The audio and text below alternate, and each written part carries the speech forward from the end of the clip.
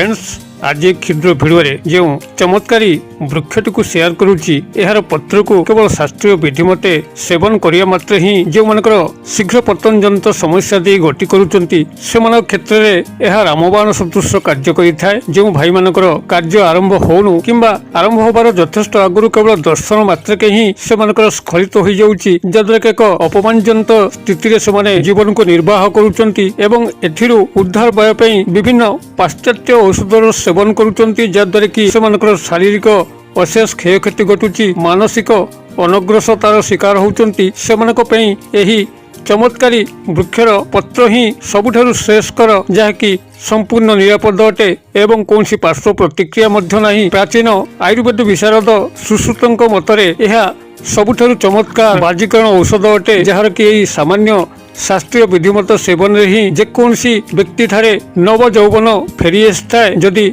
कौन बुद्ध व्यक्ति को मध्य एही वृक्षर पत्र को दि जाए तेबे ताठी युवकर मध्य शक्ति फेरी आए। तेबे एही चमत्कारी वृक्षर पत्रटी को आपण माने किभली संग्रह करिवे केउ सामान्य शास्त्रीय विधि मते सेवन करिवे जानिया पई वीडियो शेष पर्यंत देखंतु। चैनल को प्रथम बार आस्तिले एही भली कंटेंट रुचि रहउतिले चैनल कड़े थिबा लाल कलर सब्सक्राइब बटन क्लिक करी बेल आइकन क्लिक करी एवं ऑल नोटिफिकेशन पर क्लिक करी चैनल टी को सब्सक्राइब करनतु जेभली कि आमे जेतल मध्य आपण मानक सेवारे एही भली स्वास्थ्य भित्तिक किंबा तंत्रोक्त परामर्श भित्तिक वीडियो गुडी को अपलोड करिवु ता सर्वप्रथम नोटिफिकेशन आपण पाखरे पहुंचीबो एवं से सब को आपण माने सर्वदूर देखिकरी किछि ज्ञान आहरण करि परिबे। तबे फ्रेंड्स एबे नजर पकेबा ई शक्तिशाली वृक्ष जहार पत्रर एही सामान्य विधिमत सेवन रे ही आपनकर शीघ्र पतन जनित समस्या चिरदिन पे मुक्ति पाइबे। जदि आपनकर कौनसी ना कौनसी कारणरू ता आपनकर शारीरिक त्रुटि बाबद होइताउ किंबा आनुवंशिक कारणरू होइताउ जदि आपनकर निजर कृत कर्म पई एभली घोर दुर्दशार सम्मुखीन होउचंती निज स्त्री को संतुष्ट करिबा तो दूर कथा स्त्रीर दर्शन कथन मात्र के ही आपनकर स्खलित हो जाउची एक अपमान जनित स्थिति रे आपण माने कारबार होउचंती एवं एथिरु रक्षा पाइबा पई आपण विभिन्न प्रकार पाश्चात्य औषधर सेवन करुचंती जहाँकि पार्श्व प्रतिक्रिया हेतु विभिन्न प्रकार शारीरिक विलक्षण प्रकाश पाउची। मुंड बिंधा शारीरिक कमजोरी प्रत्येक कार्य थकापण एवं मानसिक विषन्नता एही पाश्चात्य औषध सेवन ही सृष्टि होता है जहाँकि शरीर पक्षरे एक विषतुल्य अटे। यही समस्या को दृष्टि रखिक आज भिडियो प्रस्तुति यही चमत्कार वृक्षर पत्र को ही यही सामान्य विधि मते केवल सेवन कले आपनकर शीघ्र पतन जनित समस्त समस्यार समूले विनाश घटी थाए एवं आपनकर धातु पृष्ठ होइकरी आपण सेही क्षेत्र में प्रबल बलशाली होई उठी थांती एवं तांको संतुष्ट करिया पई आपनको आउ कोनसी द्वितीय पंथार आवश्यक मध्य पड़ी न थाए। तेबे एही वृक्षर पत्र को आपण माने किभली केउ शास्त्रीय विधि मते संग्रह करिवे केउ मते सेवन कले चमत्कार फल मिलिबो वीडियो को ध्यान सहकारे शेष पर्यंत देखंतु। तेबे एही चमत्कार वृक्षटी होउची आपनकर बबुल गछ जहाँकि आपनकर प्रायतः सर्वत्र देखिया पे मिले। बबुल एक कंटा जातीय गछ आपनकर तंत्रोक्त वशीकरण क्षेत्र हो सम्मन हो उच्चाटन हो एवं मारण प्रयोग हो एही बबुल गछ को चमत्कार ढंग से आपनकर तंत्रोक्त क्षेत्र में व्यवहार करा जाए एवं यार आयुर्वेदिक औषध गुण मध्य अनुरूप अटे।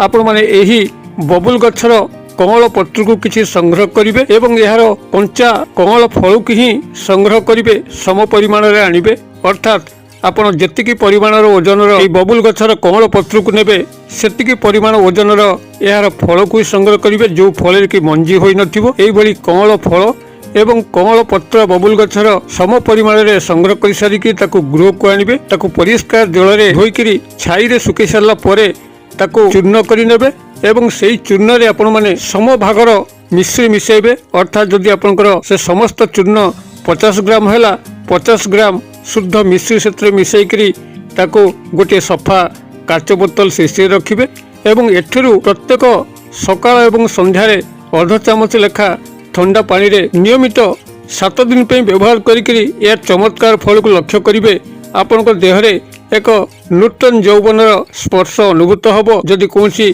बुद्ध व्यक्ति मध्य याकू 7 दिन मात्र सेवन कला ता भितरे नव यौवनर चेहरा फुटी उठिबो एक अश्व क्षमता संपन्न से व्यक्ति होइजिबो। आपनकर संभोग बाजीकरण क्षेत्र में यह प्रचंड शक्तिशाली भाव में कार्य करिथाए ଯାହାକି ସୁଶ୍ରୁତ ତାଙ୍କର ସଂହିତାରେ ସ୍ପଷ୍ଟ ଭାବରେ ଉଲ୍ଲେଖ କରିଛନ୍ତି। ଯେଉଁ ବ୍ୟକ୍ତି ଶୀଘ୍ର ପତନଜନିତ ସମସ୍ୟା ଦେଇ ଗତି କରୁଥାଏ, ଧାତୁ ଦୁର୍ବଳ ଅବସ୍ଥାରେ ଥାଏ, ଆଦୌ ସ୍ତ୍ରୀକୁ ସନ୍ତୁଷ୍ଟ କରିପାରୁନଥାନ୍ତି, ସେମାନେ ଏହି ଗଛର ପତ୍ର ଏବଂ ଏହାର ଫଳର ମିଶ୍ରିତ ଚୂର୍ଣ୍ଣ ସେବନରେ ଆଶାତୀତ ଫଳ ମିଳିଥାଏ। ତେବେ ଯଦି ବବୁଲ ଗଛର ଫଳକୁ ଆପଣମାନେ ନ ପାଆନ୍ତି, ବୃକ୍ଷରେ କେବଳ ପତ୍ରକୁ ହିଁ ପାଆନ୍ତି, ତେବେ କେବଳ ପତ୍ରକୁ ହିଁ ସଂଗ୍ରହ କରିକି ଏହି ବିଧି ମତେ ଆପଣ ଯଦି ସେବନ କରୁଛନ୍ତି ସକାଳ ଏବଂ ସନ୍ଧ୍ୟା ଖାଲି ପେଟରେ, ତେବେ ଚମତ୍କାର ଫଳ ଆପଣମାନେ ନିଶ୍ଚିତ ଭାବରେ ପାଇବେ। ତେବେ ଯଦି ବବୁଲ ଗଛ ଆପଣଙ୍କର ଗୃହ ପାଖାପାଖି ନାହିଁ, ଆପଣଙ୍କ ପାଖରେ ଯେଉଁ ନର୍ସରୀ ଉଦ୍ୟାନ ବିଭାଗ ଅଛି ସେମାନଙ୍କ ସହ ଯୋଗାଯୋଗ କରିକି ମଧ୍ୟ ବବୁଲ ଗଛକୁ ସଂଗ୍ରହ କରିକି ନିଜ ବାଡ଼ିରେ ଲଗାଇ ପାରିବେ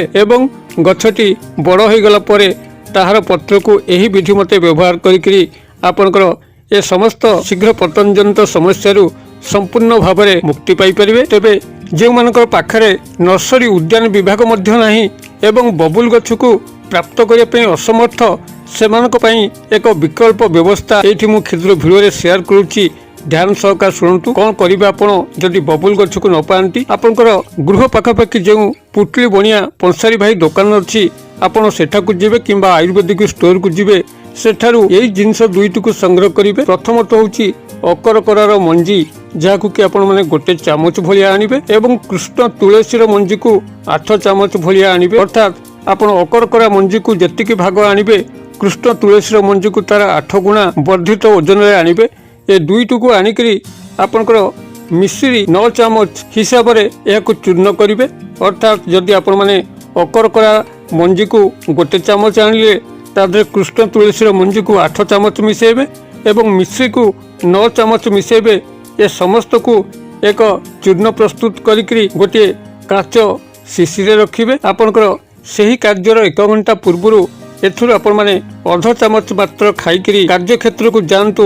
ଏହାର ଚମତ୍କାର ଫଳ ଆପଣମାନେ ନିଶ୍ଚିତ ଭାବରେ ଲକ୍ଷ୍ୟ କରିପାରିବେ। ଯେପର୍ଯ୍ୟନ୍ତ ଆପଣ କାର୍ଯ୍ୟକ୍ଷେତ୍ରରେ ରହିବେ ସେ ପର୍ଯ୍ୟନ୍ତ ଆପଣଙ୍କର କ୍ଷମତା ବଜାୟ ରହିଥିବ ଏବଂ ଯେତେବେଳେ ଆପଣ ଚାହିଁବେ ବହୁତ ହେଇଗଲା ଆଉ ଆବଶ୍ୟକ ନାହିଁ, ସେତେବେଳେ ଆପଣଙ୍କର ପାଖରେ ଯେଉଁ କାଗଜି ଲେମ୍ବୁ ରହୁଛି ସେ ଲେମ୍ବୁକୁ ଆପଣମାନେ ସାମାନ୍ୟ ଟିକେ ପାଟିରେ ଚାଟି ଦେବେ ଏବଂ ଆପଣଙ୍କର ସ୍ଖଳିତ ପ୍ରକ୍ରିୟା ଆରମ୍ଭ ହୋଇଯିବ। କାର୍ଯ୍ୟର ପରିସମାପ୍ତି ଘଟିବ।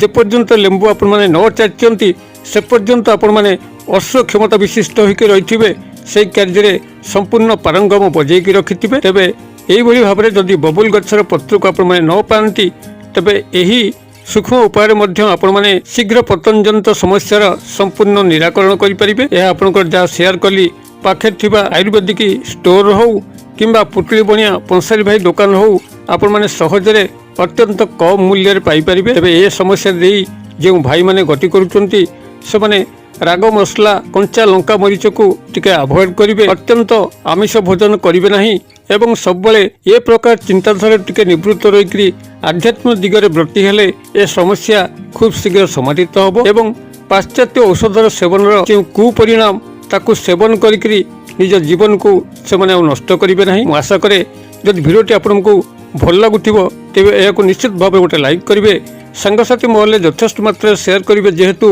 ଏହି ରୋଗଟି ଗୁପ୍ତ ଭାବରେ ରହିକରି ପ୍ରାୟ ସମସ୍ତ ଯୁବ ଭାଇମାନଙ୍କୁ ନିଜ ଭିତରେ ଅପମାନିତ କରୁଛି, ଦହିତ କରୁଛି ଏବଂ ଏଥିପାଇଁ ସେମାନେ ଲଜ୍ଜା ସଂକୋଚ ବଶତଃ କାହା ଆଗରେ କହି ମଧ୍ୟ ପାରୁନାହାନ୍ତି। ଯଦି ଆପଣଙ୍କର ସେୟାର ଫଳରେ ସେହି ଯୁବ ଭାଇଙ୍କର କୌଣସି ନା କୌଣସି ଉପକାର ଘଟି ପାରିଲା, ତେବେ ଈଶ୍ୱରଙ୍କର ଅଶେଷ କଲ୍ୟାଣ ଆପଣଙ୍କୁ ପ୍ରାପ୍ତ ହେବା ପାଇଁ ଲାଗିବ।